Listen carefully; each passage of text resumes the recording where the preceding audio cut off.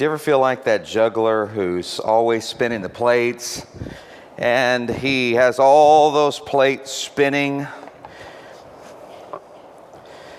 Do you have a lot of plates spinning in your life? I just got to keep them all going or they'll come crashing to the ground. How's this one doing? It's about to slow down.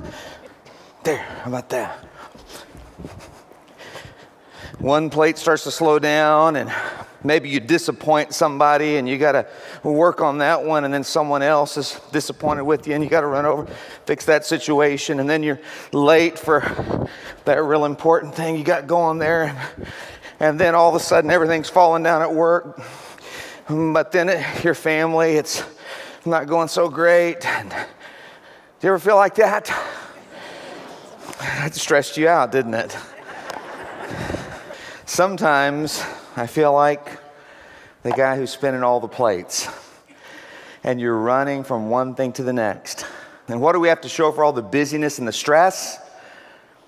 Broken relationships, overwhelmed and overloaded lives, and burned out emotions.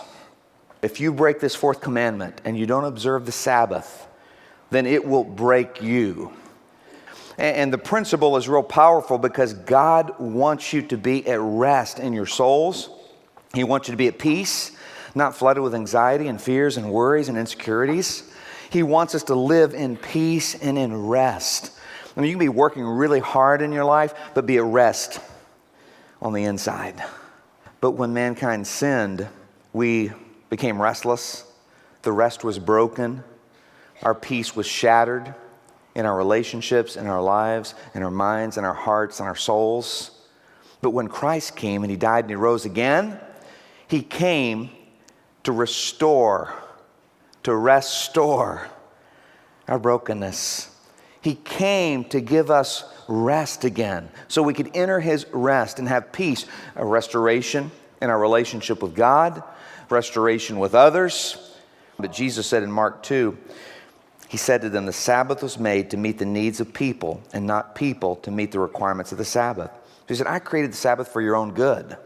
If you want to have renewed creativity in your workplace, in your family, in your relationships, creativity to solve difficult problems, you must observe the Sabbath. God says, I will recreate you. I will restore your emotions and restore your creativity.